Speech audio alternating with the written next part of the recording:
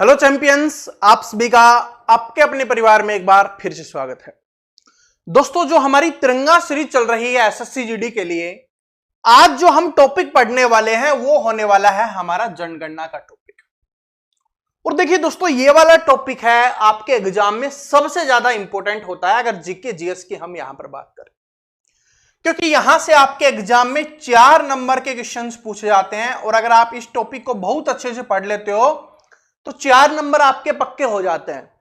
और आज वाली क्लास में आपको बहुत अच्छे से पढ़ाऊंगा, बहुत अच्छे से याद करवाऊंगा, क्योंकि इसको याद करना मुश्किल होता है। याद करना है ना, वो कठिन होता है। मैं आपको आज याद करवा दूंगा, उसके बाद आपको कोई भी प्रॉब्लम नहीं होगी।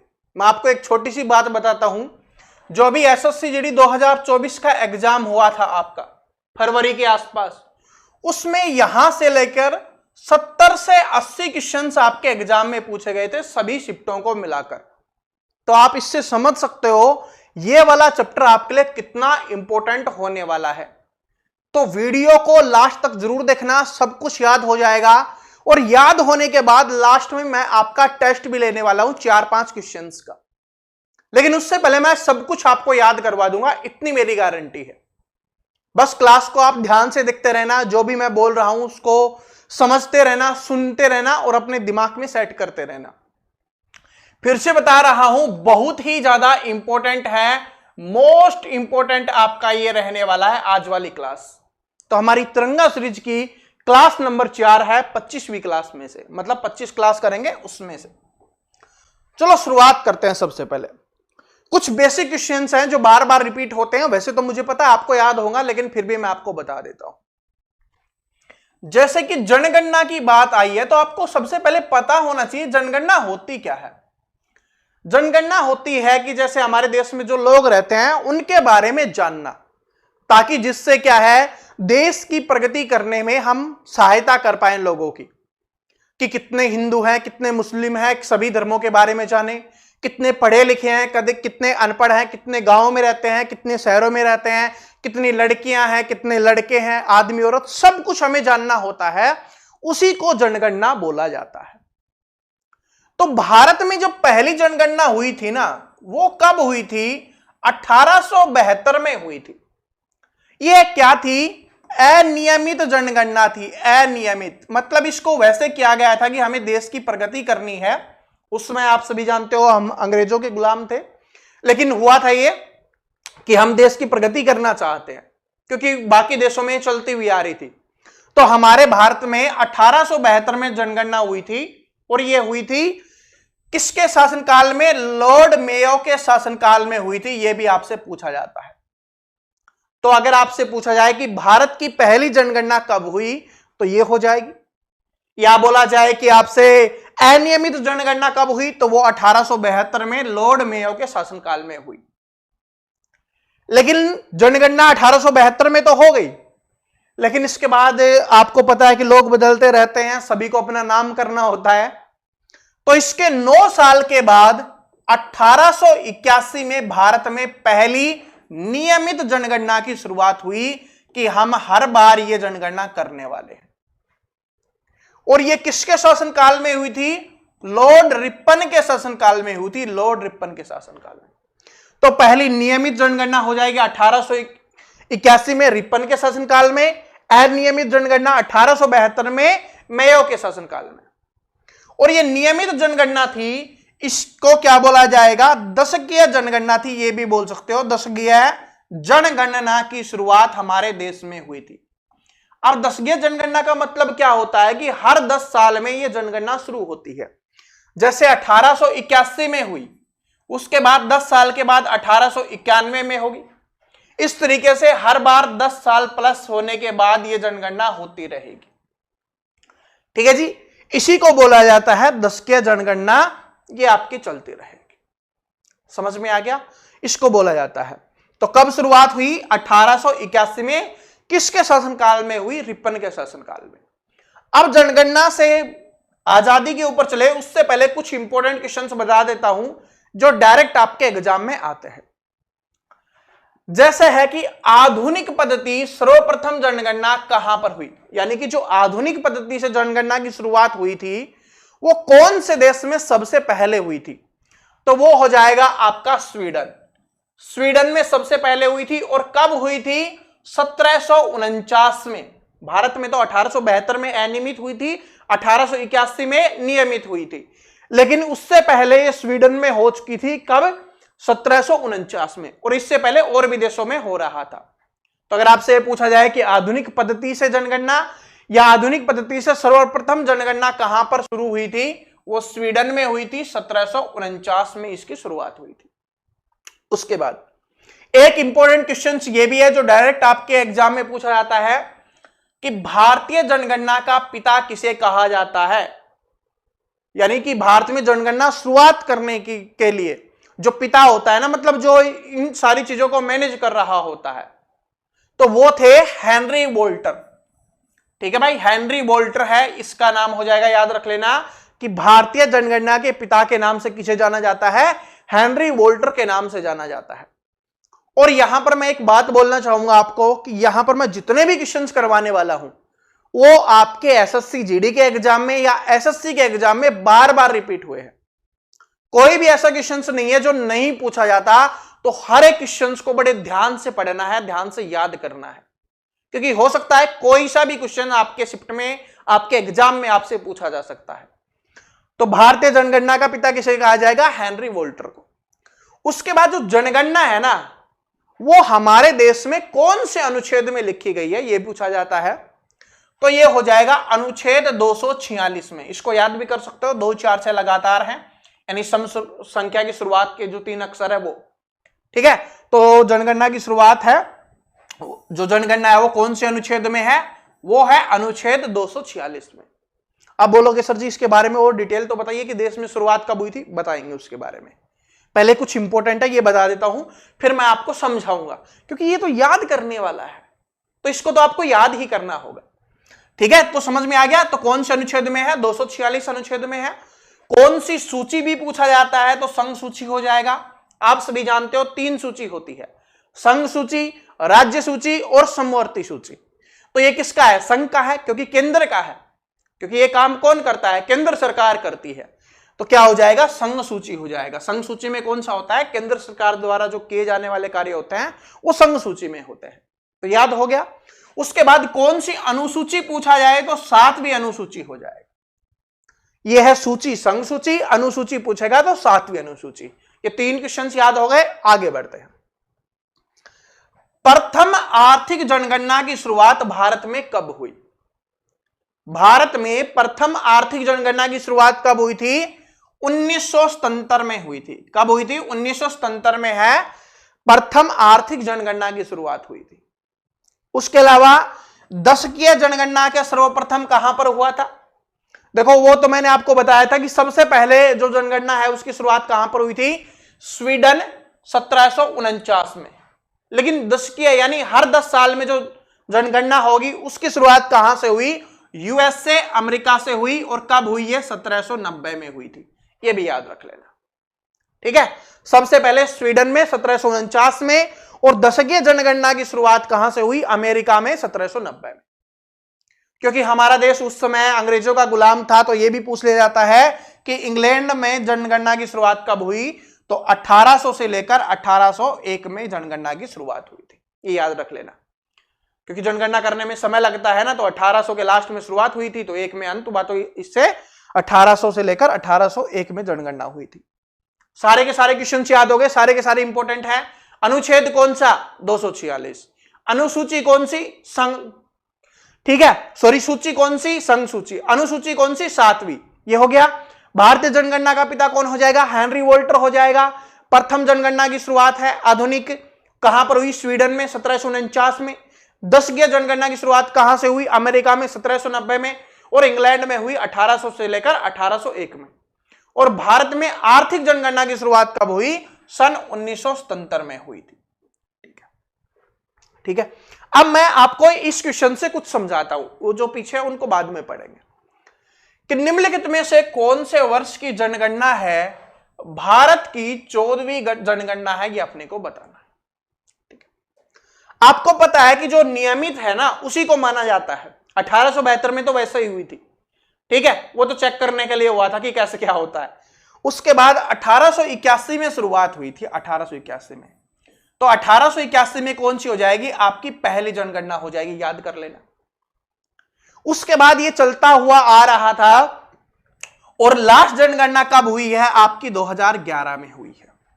कब हुई है, 2011 में हुई है। 2021 में होनी थी, कोरोना की वजह से आगे बढ़ गया, फिर पता नहीं क्यों नहीं हो रही, इसके बारे में तो सरकार ही जाने। तो 2011 में जो जनगणना हुई वो थी हमारी 15वीं नंबर की जनगणना थी। कौन से नंबर की, 15वें नंबर की। लेकिन भारत आजाद होने के बाद जो पहली जनगणना हुई वो कब हुई, 1951 में, क्योंकि हमारा देश 1947 में आजाद हुआ था। लेकिन हर 10 साल के बाद होती है, तो भाई 47 में तो हो नहीं सकती थी, 51 में हुई। तो इसको क्या बोला जाएगा, स्वतंत्र भारत की पहली जनगणना, स्वतंत्र भारत की, ठीक है, पहली जनगणना थी, ये फर्स्ट थी। कब हुई थी, 1951 में। 1951 में हुई। उसके बाद 10 साल बाद 61 में होगी, फिर 71 में होगी, फिर 81 में होगी, फिर आपकी 91 में होगी, फिर ठीक है, फिर आपकी हो जाएगी आपकी 2001 में, 2011 में और 2021 में। ठीक है, कितनी हो गई, 1 2 3 4 5 6 7 8। तो इसका मतलब क्या हुआ, इसका मतलब क्या हुआ है हमारा, 1 2 3 4 5 6 7 8। इसका मतलब क्या हुआ कि 8 जनगणना है ना, वो हमारी हो चुकी है। कब, आजादी के बाद। तो ये आजादी के बाद पूछेगा तो ये कौन सी जनगणना हो जाएगी, आपकी 8वीं जनगणना हो जाएगी। यहां पर क्वेश्चंस में हमसे क्या पूछा है, भारत की 14वीं जनगणना। पहली ये थी, 15वीं आपको पता है ये थी, तो इससे पहले वाली क्या होगी, 14वीं होगी। तो 2011 से पहले कौन सी होगी, 2001 में होगी। तो 2001 वाली क्या हो जाएगी, 14वीं जनगणना हो जाएगी। अगर हमसे यह पूछे कि भारत की आजादी से पहले कितनी जनगणना हो चुकी थी, देखो भाई 81 में शुरुआत हुई थी, 81 में हुई थी, फिर 91 में होगा, फिर आपका 1901 में हुई, फिर 1911 में हुई, फिर 1921 में हुई, फिर 31 में, फिर 41 में और 51 में।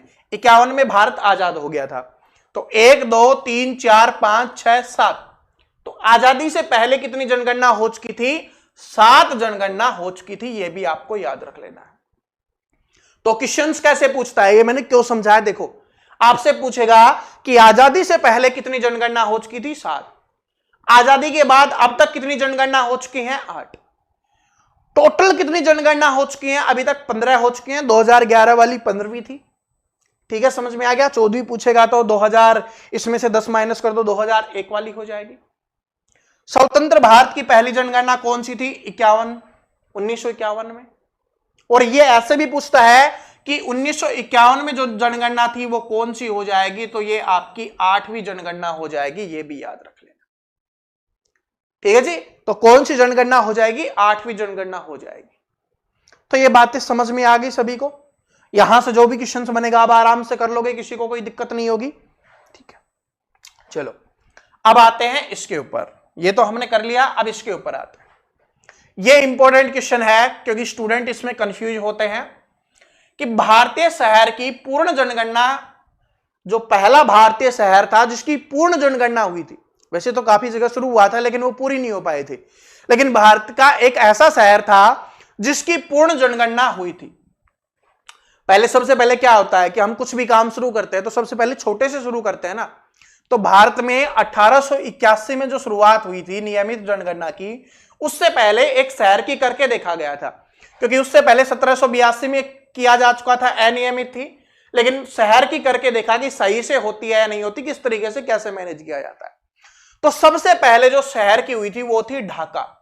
आप बोलोगे सर जी ये तो ढाका तो बांग्लादेश में है, क्योंकि आप सभी जानते हो कि उस समय बांग्लादेश भी क्या था, हमारे भारत का ही हिस्सा था। तो ढाका की हुई थी, कब हुई थी, 1830 में, ये भी याद रख लेना।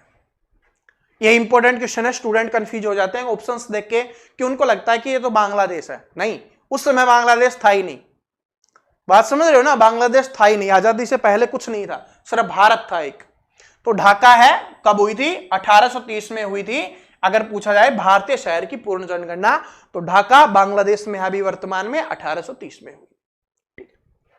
अब इंपॉर्टेंट आता है कि स्वतंत्रता के बाद अधिनियम बनाया गया था। स्वतंत्रता के बाद जनगणना का अधिनियम बनाया गया था और वो पारित कब हुआ था? 1948 में पारित हुआ था। और इसके बाद जो जनगणना हुई थी 1951 में पहली जनगणना हुई थी अपनी भारत की, स्वतंत्र भारत की। समझ में आ गया सभी को? किसी को कोई दिक्कत, कोई कंफ्यूजन? बिल्कुल नहीं है। अब पूछा जाए कि जो स्वतंत्र भारत है हमारा, वो तो हो गया। अब स्वतंत्र भारत की जितनी भी पूछ लिया, जो हमें बताना था वो बता दिया। अब जो हमारी अंतिम जनगणना हुई थी 2011 की, वहां से आपके एग्जाम में क्वेश्चंस बनता है। तो अब हम उसके ऊपर आते हैं 2011 की। 2011 के अनुसार अब हम सब कुछ पढ़ने वाले हैं जहां से हमारे एग्जाम में क्वेश्चंस आता है। ठीक है, तो अगर आपसे पूछा जाए कि भारत में ग्रामीण जनसंख्या कितनी है, तो 68.84% है, ग्रामीण है। देखो अब चेंज हो गया। ठीक है, अभी है वो काफी चेंज हो गया, लेकिन ये पहले की बात हो रही है। अभी 2021 में जनगणना होनी थी, वो नहीं हुई। अगर हो जाती तो नए आंकड़े हमारे पास आ जाते, लेकिन अभी तक वो नहीं हुई, तो नए आंकड़े नहीं आए, तो पुराने वाले ये आंकड़े ही अपने को याद रखने हैं। तो ग्रामीण जनसंख्या कितनी थी? 68.84%। शहरी जनसंख्या कितनी थी? 31.16%। एक किसी को भी याद कर लो, 100 में से माइनस कर दो, वो दूसरा अपने आप आ जाएगा। ठीक है, और दोनों याद कर लोगे तो और भी अच्छा है, आराम से कर सकते हो यार। ग्रामीण क्या हो गया? 68.84% और शहरी हो जाएगा 31.16%। ठीक है, अब चलते हैं, हम आगे बढ़ते हैं और जब सबसे इंपॉर्टेंट चीजें हैं अब उनके ऊपर चलते हैं। जहां से देखो, अब ये जितने भी क्वेश्चंस करवाऊंगा ना, ये ऐसे क्वेश्चंस हैं जो बार बार रिपीट होते हैं। समझ रहे हो कि हर बार समझ लो, एक एक पेपर में भी दो बार आ जाते हैं। एक एक पेपर का मतलब क्या है कि अभी एसएससी जीडी का पेपर है, उसमें ये क्वेश्चन आ गया पहली शिफ्ट में, दूसरी शिफ्ट में भी आ जाएगा, तीसरी शिफ्ट में भी आ जाएगा, या 2 दिन बाद वाली शिफ्ट में भी आ जाएगा। तो ऐसे बार बार रिपीट होते हैं सेम क्वेश्चंस। तो अब इन सारों को अपने को याद करना है। पहला देखो क्या है अपना, कि जनघनत्व कितना है भारत का। जनघनत्व याद करो, पूरे भारत की बात हो रही है, पूरे भारत की यहां पर बात की जा रही है। तो जनघनत्व कितना है? तो वो हो जाएगा आपका 382 व्यक्ति प्रति वर्ग किलोमीटर। याद रख लेना कितना है जनघनत्व? 382 है, व्यक्ति है 382 व्यक्ति पर वर्ग किलोमीटर। इसका मतलब क्या है कि 1 वर्ग किलोमीटर में 382 व्यक्ति रहते हैं, जिसमें आदमी औरत सब कुछ आ गया। तो क्या हो गया? 1 वर्ग किलोमीटर में कितने रहते हैं? 382 व्यक्ति रहते हैं। लिंगानुपात कितना है भारत का? यह भी इंपॉर्टेंट है। तो लिंगानुपात हो जाएगा भारत का 943। कितना है लिंगानुपात? 943। अभी 2024 में ये क्वेश्चंस पूछे गए थे, अभी मैं आपको आगे भी दिखाऊंगा, आगे क्वेश्चंस दिखाऊंगा। ठीक है, तो लिंगानुपात कितना हो जाएगा भारत का? 943 हो जाएगा। और साक्षरता दर कितनी हो जाएगी भारत की? वो हो जाएगी 74.04% हो जाएगा। तीनों याद कर लो, तीनों बहुत इंपॉर्टेंट है। कि भारत का जनघनत्व कितना है? तो वो हो जाएगा 382 व्यक्ति पर वर्ग किलोमीटर, लिंग अनुपात है 943, और साक्षरता दर क्या है? वो है 74.04%, यानी 100 में से इतने लोग पढ़े लिखे हैं। ठीक है, लिंग अनुपात का मतलब क्या होता है कि 100 पुरुष पर या 100 मेल के ऊपर कितनी फीमेल है, उसको बोला जाता है लिंग अनुपात। तो 1000 मेल पर कितनी फीमेल हो जाएंगे? आपकी 943 फीमेल हो जाएंगी। लेकिन अब यह आंकड़ा बढ़ चुका है, क्योंकि हमारा देश है वो बेटी बचाओ बेटी पढ़ाओ अभियान को चलाया था, हरियाणा में भी चलाया था, जहां पर सबसे कम लिंग अनुपात था। तो ये काफी ज्यादा सक्सेसफुल रहा है। अब जो आंकड़ा आएगा उसमें बदल चुका होगा। ठीक है जी, तो इस पे हमें प्राउड होना चाहिए। तो ये समझ में आ गया, तीनों के तीनों याद हो गए। देखो आगे टेस्ट होगा, उसमें आपको काम आएंगे, पेपर में आए हुए क्वेश्चन है।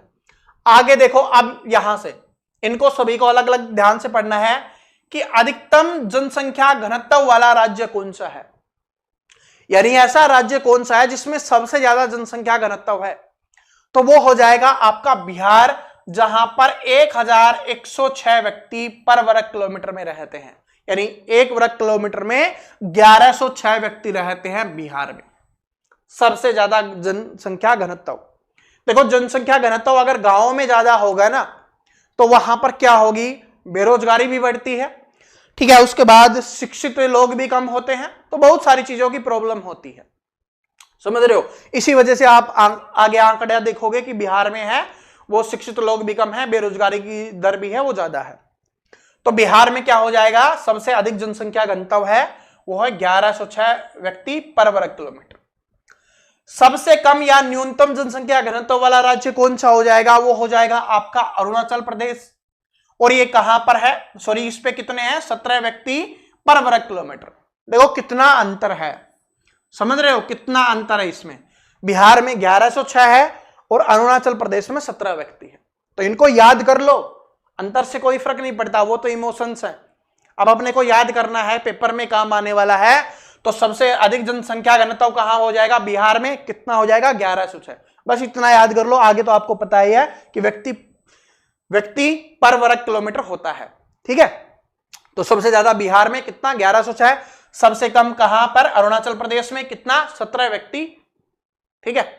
अब आता है राज्य का, तो हमने कर लिया। देखो ये राज्य का है, ठीक है, राज्य का है, पूरे देश का हमने पढ़ा ही था 382। अब पूछा जाता है आपसे केंद्र शासित प्रदेश का।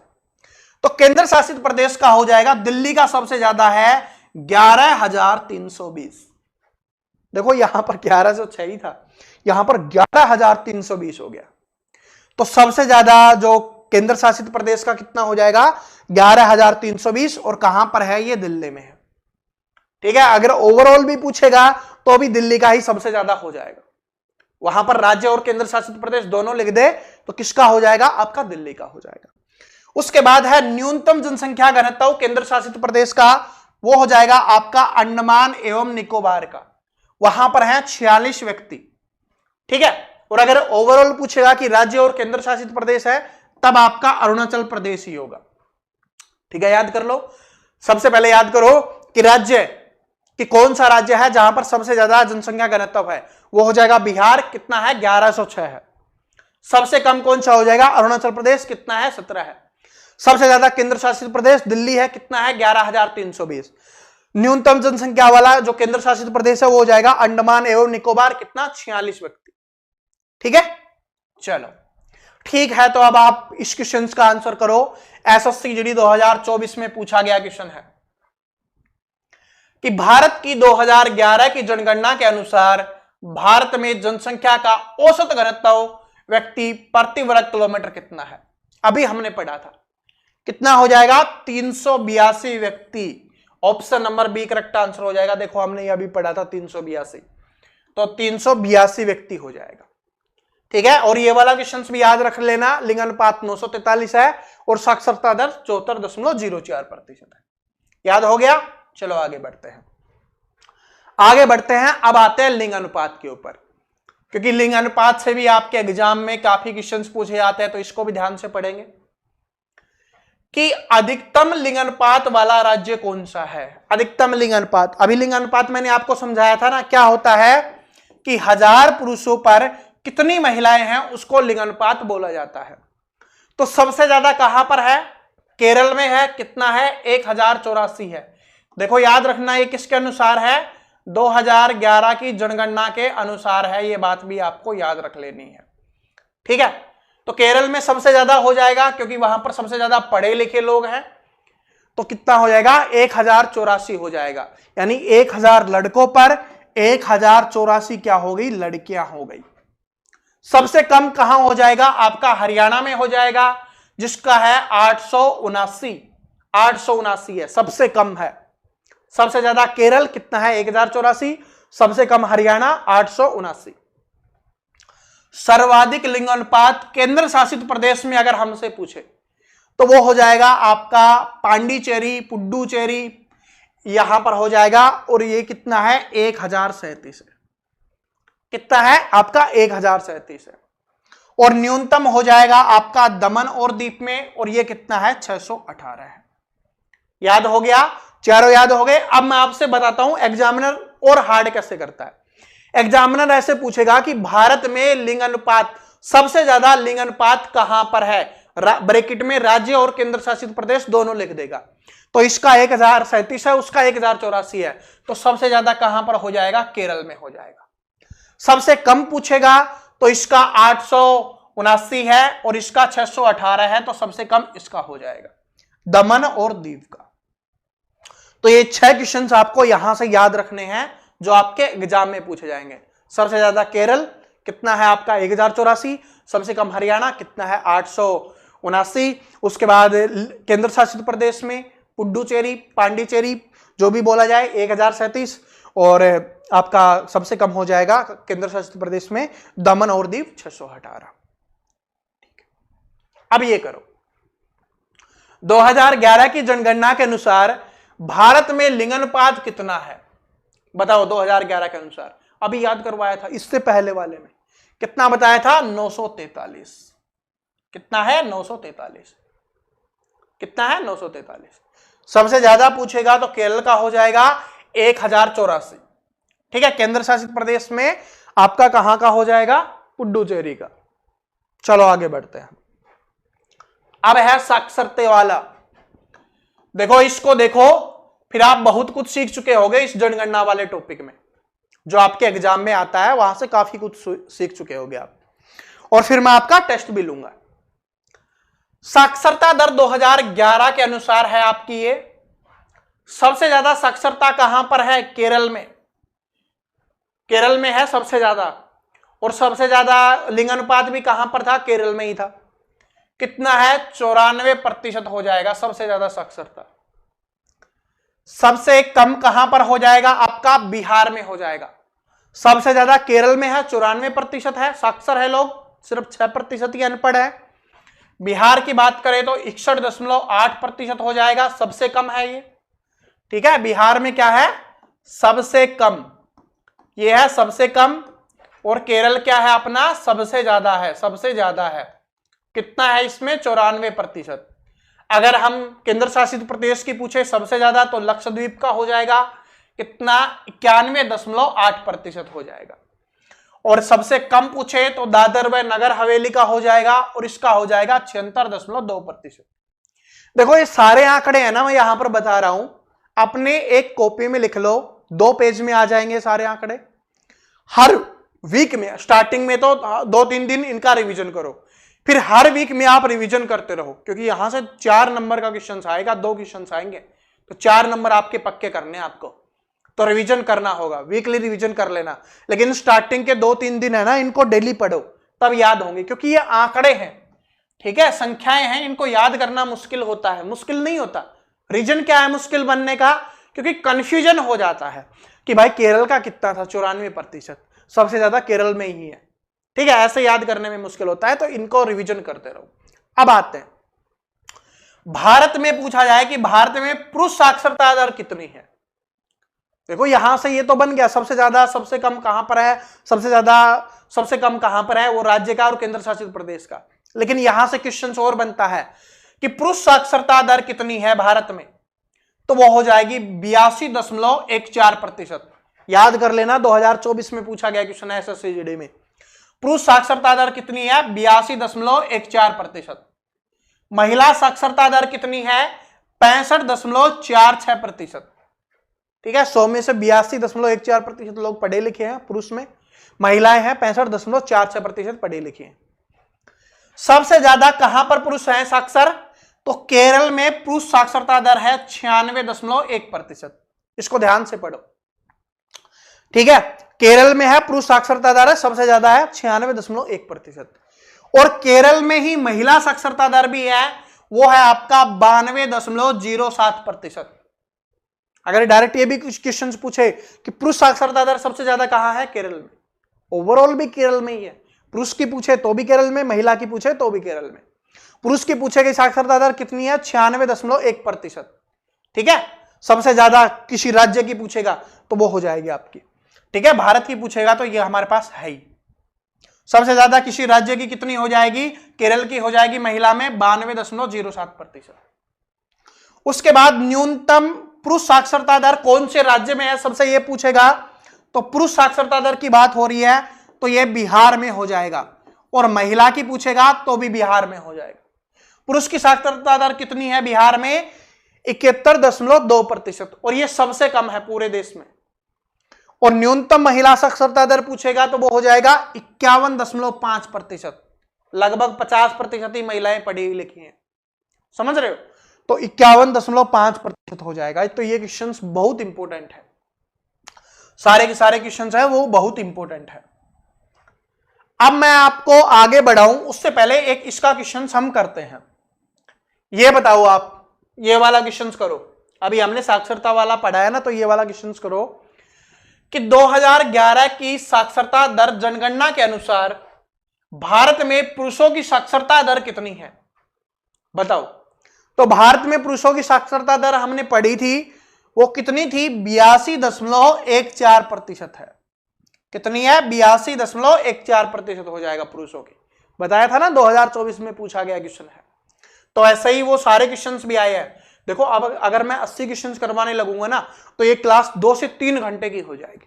लेकिन जो आपको याद करवाना है और जिससे आप क्वेश्चन सोल्व कर सकते हो वो सारे के सारे मैं आपको यहां पर करवा दूंगा, ठीक है? उसके बाद जितने भी बचे हुए क्वेश्चंस होंगे, कुछ क्वेश्चंस हम यहां पर कर लेंगे, कुछ हमारी जो प्रैक्टिस सेट वगैरह होंगे उनमें इंक्लूड कर दूंगा। एक भी क्वेश्चन ऐसा नहीं होगा जो बाहर से आएगा, ये बात याद रख लेना, ठीक है जी? तो सबसे पहले ये पढ़ो, यहां से भी आपके एग्जाम में क्वेश्चन पूछा जाता है, ये भी इंपॉर्टेंट है। क्या है कि भारत में धर्म के अनुसार जनसंख्या वृद्धि दर प्रतिशत में अपने को बतानी है, ठीक है? यहां पर धर्म के बारे में बोला गया है कि कौन सा धर्म है, और यहां पर जनसंख्या प्रतिशत के बारे में बोला गया है। सबसे पहले अगर हिंदू धर्म की बात करें, और ये देखो किसके अनुसार है? 2011 के अनुसार है। 2011 के अनुसार है, ये भी याद रख लेना। तो हिंदू जनसंख्या वृद्धि दर कितनी थी? यहां पर थी 2011 में 16.8%। याद रख लेना, 16.8%। सबसे पहले इसको याद करो जो मैं आपको बता रहा हूं। हिंदू वृद्धि दर कितनी थी? 16.8%। मुस्लिम धर्म में जनसंख्या वृद्धि दर कितनी थी? 24.6%। ईसाई धर्म में कितनी थी? 15.5%।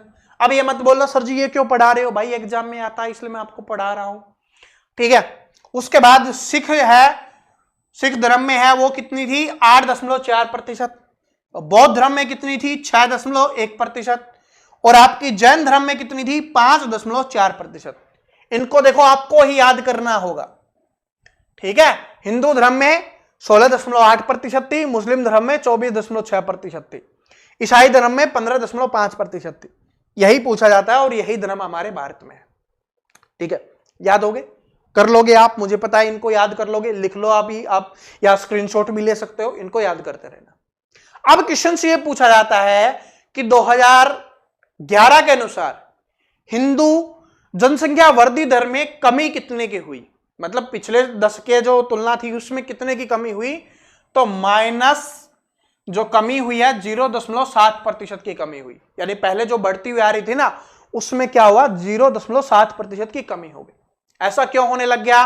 क्योंकि हिंदू धर्म के लोग हैं वो ये सोचने लग गए कि ज्यादा बच्चे करने का नुकसान है, 2 ही बच्चे करते हैं, और अगर पहला लड़का हो जाता है वो गलत बात है, ठीक है? तो 1 ही बच्चा करते हैं, ठीक है?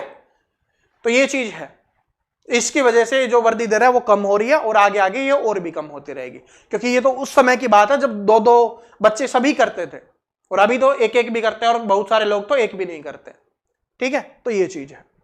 मुस्लिम धर्म में बढ़ी थी, सिर्फ एक ही धर्म था जिसमें जनसंख्या वृद्धि दर है वो बढ़ी थी, 0.8% इंक्रीज हुई थी, ठीक है? बाकी सभी में कम हुई है। अगर पूछा जाए बड़ी किसमें है तो मुस्लिम धर्म में बढ़ी थी, कितनी? 0.8%। हिंदू धर्म में 0.7% कम हुई थी, मुस्लिम धर्म में 0.8% बढ़ी थी। ये क्वेश्चन डायरेक्ट आता है, तब मैं आपको बता रहा हूं। और यहां पर सिख धर्म से भी पूछा जाता है, तो इसमें 0.2% की कमी हुई थी, थोड़ी नॉर्मल कमी हुई थी। और बौद्ध धर्म की अगर बात करें तो यहां पर 0.1% की कमी हुई थी, ठीक है जी? तो ये याद रख लेना। मैक्सिमम तो आपसे यही पूछा जाता है एग्जाम में।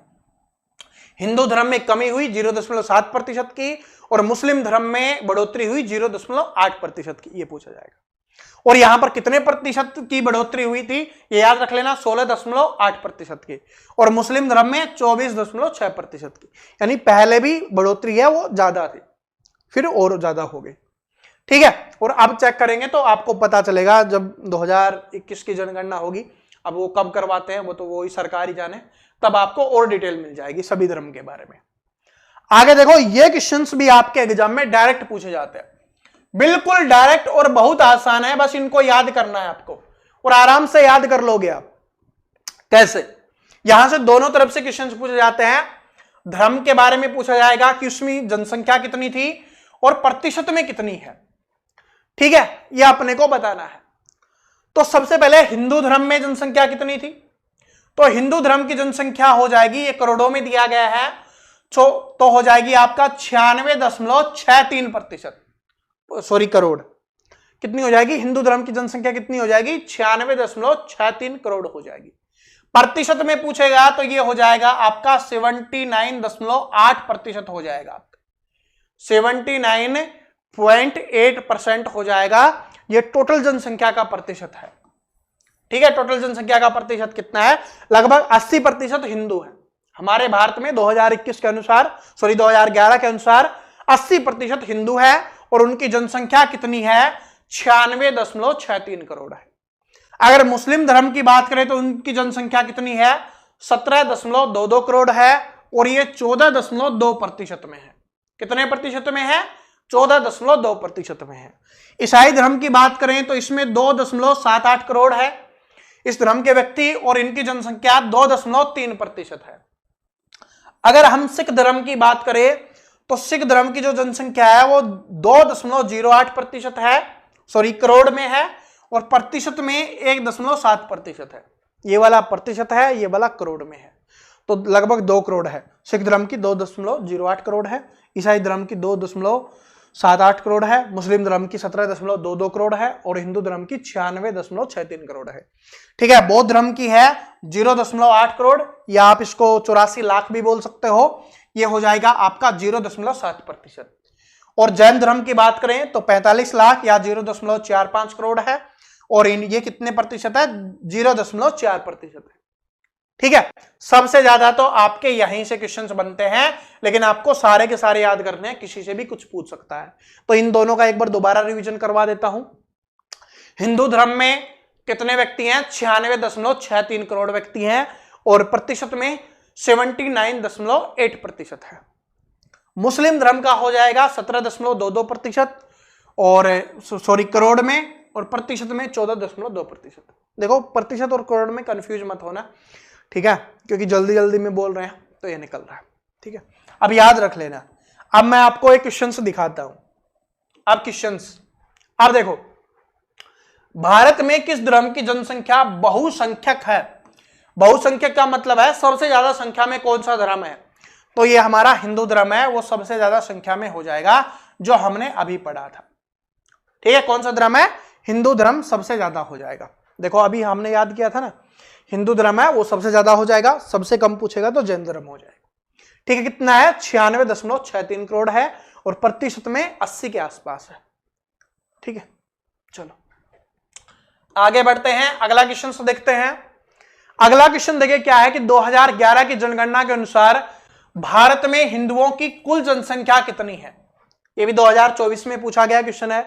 तो अभी हमने पढ़ा था हिंदुओं की जनसंख्या कितनी है करोड़ में, तो वो हो जाएगी आपकी 96.63 करोड़ हो जाएगी।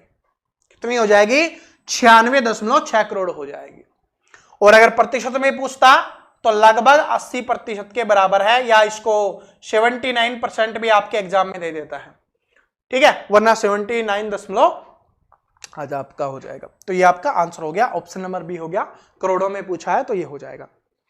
ठीक है जी, चलो आगे चलते हैं।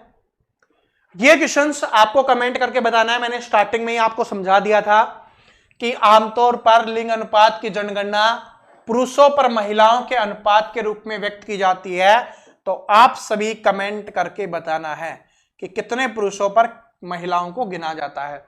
ये आप सभी कमेंट करके बताओगे। ठीक है, आप सभी कमेंट करके बताओगे। चलो आगे बढ़ते हैं। तो यहां पर ये हमारा चैप्टर है वो समाप्त होता है। मैं जानता हूं हो सकता है ये वाला चैप्टर आपको थोड़ा सा बोरिंग लगा हो, क्योंकि भाई इसमें सिर्फ आंकड़े ही आंकड़े थे। ठीक है, ऐसा कुछ नहीं था जो समझाने वाला था। समझाने वाला मैंने आपको बहुत अच्छे से समझा दिया है। एक बार लास्ट में दोबारा से रिवीजन कर लेते हैं कि 1872 में अनियमित शुरुआत हुई थी लॉर्ड मेयो के शासनकाल में। 1881 में पहली हुई थी लॉर्ड रिपन के शासनकाल में। सबसे पहली आधुनिक की शुरुआत कहां से हुई थी? स्वीडन में हुई थी। और जो दशकीय है वहां की शुरुआत कहां से हुई थी? अमेरिका में हुई थी। ठीक है, अमेरिका में हुई थी। और इसको यूएसए भी बोल सकते हो ऑप्शंस में। कब हुई थी? 1790 में हुई थी। जो आपका इंग्लैंड है, ठीक है, इंग्लैंड है, उसमें शुरुआत कब से हुई थी? 1800 से लेकर 1801 में जनगणना की शुरुआत हुई थी। ठीक है, और इसके अलावा भारत में पहली स्वतंत्र भारत की जनगणना कब हुई थी? 1951 में हुई थी। 2011 में लास्ट जनगणना हुई है, जो कौन से नंबर की है? 15वें नंबर की है। 8 है वो बाद में हो चुके हैं, 7 पहले हो चुकी थी, क्योंकि पहले कब हुई थी? 1881 में हुई थी। ठीक है, तो ये बात समझ में आ गई, ये आपके लिए इंपॉर्टेंट था। और तो बाकी ज्यादा इंपॉर्टेंट नहीं है। सबसे ज्यादा पढ़े लिखे लोग हैं, ठीक है, केरल में है। सबसे ज्यादा लिंगानुपात भी है केरल में ही है। ठीक है, और कहां पर कम है? आपका हरियाणा में लिंगानुपात कम है। और जनसंख्या घनत्व कहां पर ज्यादा है? बिहार में ज्यादा है, वो भी याद रख लेना। ठीक है जी, तो आशा करता हूं आज वाला वीडियो आपको बहुत अच्छा लगा होगा। कमेंट करके बता देना कैसा लगा। ठीक है, जो क्वेश्चंस पूछा है उसका आंसर जरूर देना। और अगला टॉपिक हमें कौन सा करना चाहिए, कौन सा पढ़े? देखो मैंने 25 टॉपिक कर रखे हैं, ठीक है, निकाल रखे हैं कि वो 25 टॉपिक पढ़ने हैं, लेकिन पहले हमें कौन सा टॉपिक पढ़ना चाहिए वो भी आप कमेंट करके बता सकते हो। मिलते हैं कल इसी समय, तब तक हंसते रहिए, मुस्कुराते रहिए, इन सभी को नोट करके रिवीजन करते रहिए। देखिए इसके नोट्स आपको नहीं मिलेंगे, क्योंकि मैंने नोट्स नहीं बनाए, डायरेक्ट आपको यहां पर बढ़ाया है। बात समझ में आ गया? हाँ, ये जो आंकड़े हैं ना वो मैं आपको टेलीग्राम पे डाल दूंगा। टेलीग्राम का लिंक डिस्क्रिप्शन में दिया हुआ है। ये आंकड़े हैं, टेलीग्राम पे मिल जाएंगे। लिखना भी नहीं चाहते तो उन फोटो को सेव कर लेना, डेली देखते रहना। ठीक है, थैंक यू।